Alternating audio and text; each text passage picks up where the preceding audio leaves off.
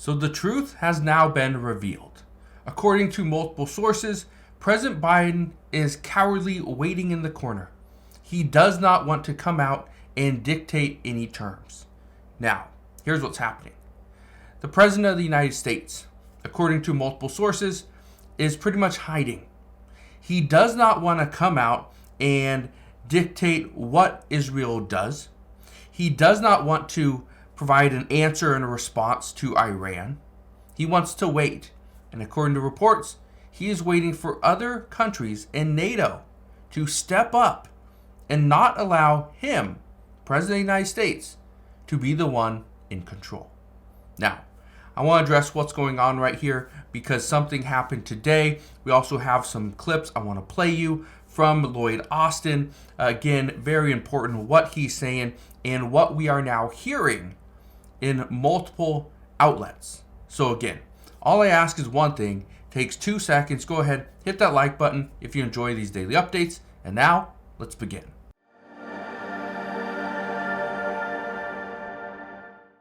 So as of today, we have a couple problems. One of the problems, obviously, is Russia is still attacking Ukraine. Another problem is Israel is still trying to weed out Hamas and end them entirely. The third problem is Iran is now taking more of a stance in these wars than we previously expected. And Iran wants this to stop, but wants the United States and the West to just back out. Get out. Stop providing any support. Don't do anything for Israel. Don't give them money. Don't give them assistance. Just get out. Or Iran will continue to attack us. At least that's what they're saying. Well, here's what we know. Lloyd Austin, he visited Israel today, and he's warning Iran on the Houthis. I want to play a short little clip from this. Listen to this. America's commitment to Israel is unwavering, and no individual, group, or state should test our resolve. So right there, he's saying the United States is committed to Israel. Being that the United States is committing to Israel, this has Iran extremely upset. This is why Iranian-backed groups like the Houthis, Hezbollah, and Hamas are attacking at this time. Even Hezbollah has attacked. I'll explain more on that in just a moment. But I want to play you a longer clip. Okay, I want to play you this longer clip because this is, again, very important. He's doing a press conference in front of reporters in Israel with Benjamin Netanyahu, and I want to play this. Okay, so here we go. Let's go ahead and play it. But as we are driving to stabilize the region, Iran is raising tensions by continuing to support terrorist groups and militias. Attacks by these Iranian proxies threaten the region's citizens and risk a broader conflict. Of course, the United States does not seek war, and we urgently call on Iran to take steps to de-escalate. So, he is saying that the United States is not seeking a war, which we are not. President Biden has been very clear on that. However, some of the terms that Biden is using is almost an act of war. Like, hey, come and attack us. We are waiting. Well, what he is just pointed out, what Lloyd Austin has just pointed out, is that we are hoping that Iran is going to take steps to de-escalate the situation. They're not going to do that. If anything, it's going to be more intense. We're going to see more intense fighting, and it's going to happen more frequently. We know this. That is at least the expectation. And the reason I bring this up is because it doesn't stop with Hamas, and it doesn't stop with the Houthis. Even Hezbollah, they are claiming strikes on Israel's Iron Dome. Yeah. So even Hezbollah is jumping in because Hezbollah has been attacking Israel for some time. Things aren't going to stop. This war is going to escalate. It's going to get wider, but here's why things are getting so intense. Because right now, the Biden administration, they don't want to do anything. And it's because of President Biden himself. Well, what's happening in this time is we are now starting to feel the effects. One of them, gas prices are about to go up because BP has said they are stopping all shipments in the Red Sea. Yeah, all shipments. We've even seen reports like this one, where Red Sea attacks are force rerouting of vessels, which are going to disrupt the supply chains. Expect prices to go up again. You know the number one thing that the American people were worried about last year? Prices. You know the number one thing that people are worried about now? Well, there's not just one thing anymore, but they're worried about prices going back up. They're worried about affordable housing. We're worried about this war between Israel and Hamas and this war between Russia and Ukraine. Worried about border security. There's so many different things that the American people are worried about right now. But where's President Biden? Well, reports indicate he's hiding. He is hiding because he does not know which direction to turn. Well, this is why it's becoming an issue. Look at this. This is from The Hill this morning. It says Biden faces battle with Democratic base over Israel, Ukraine, and the border. Now I want to read you a few things, okay? Because this is going to give you a kind of an idea of what we're about to expect coming for the United States very soon. It says the package, and this is the package for Israel, for Ukraine, and for the border, says the package which would provide aid to Israel and Ukraine but include tough border security measures in order to win over Republicans could add to his problems, generating enthusiasm among Democratic voters.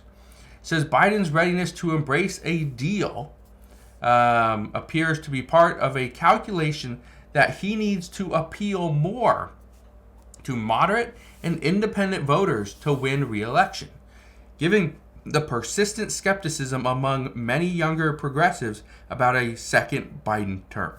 Now, Tad Devine, he's a Democratic strategist. He says it will, in the short term, undoubtedly result in some people being very upset. That's part of what these compromises are about. I do think that if somehow he and his team can pull off some kind of comprehensive deal which would provide funding for Ukraine and to an extent for Israel, as well as a deal with what is perceived to be a very difficult situation at the border, I think it will be a big win for the president. Okay, so there we are with that one. Now, here's where things are getting really interesting. What is happening right now is that President Biden, and this is where many reports have been indicating this, President Biden does not want to make a decision. He doesn't want to make a decision either way. Do we go and support Israel? Yes, he wants to, but at the same time, there's so much demand for support for Gaza and the Palestinian people. So how do we support Israel, but at the same time support the Palestinian people? Well, we give them both funding. Well, in order to give both funding, we also have to give funding for Ukraine. And in doing so, the Republicans are saying that we have to pass stricter border policies. Those are things that must be done. Okay? These are not wants. It's like if we are going to pass funding for Israel, there's going to be something for our border security as well. Now, I want to show you something else. I gotta find it really quick, but I want to show you something else because what we are hearing right now is that so many different freight companies don't even want to travel through the Red Sea, and they're looking at the United States for assistance. Well, the United States and President Biden are waiting. We are waiting to see what Congress is willing to pass. President Biden hasn't really even addressed Congress too much lately. Not enough. And here's one thing that we are hearing right now is that we are expecting, because about 15% of the world's shipping traffic goes through the Suez Canal, which is the shortest shipping route between Europe and Asia. We are expecting prices to surge very soon if we do not get these shipping issues under control. Also, one of the other things is right now the expectation is that the United States is going to pass something for Israel, for Ukraine, and for Gaza.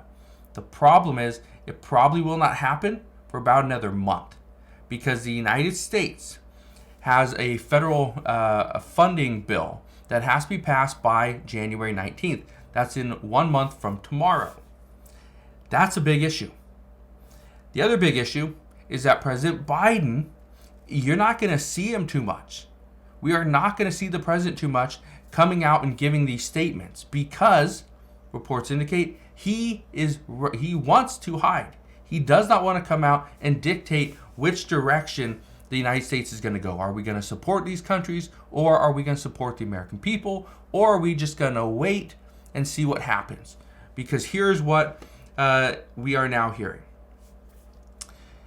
President Biden and the United States are waiting because we want other countries to take some of this responsibility off of our shoulders so that other NATO states are now holding up some of this, these issues, right? We do not want to be the one holding the bag, making all the choices, demanding a ceasefire, telling Iran they have to stop, or attacking Iran.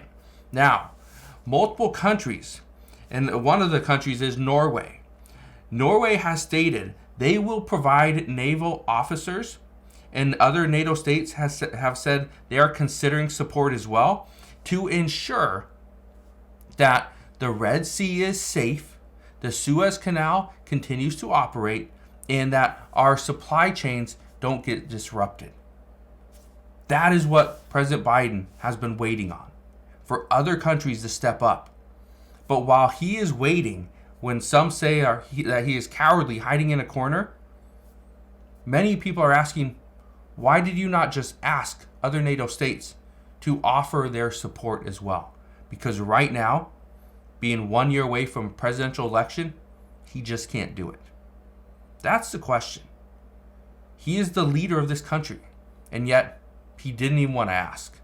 So, we'll see what happens moving forward, but what I can tell you is there's a lot of skepticism. There's a lot of people that are questioning whether or not President Biden has it in him to lead the United States in this difficult time.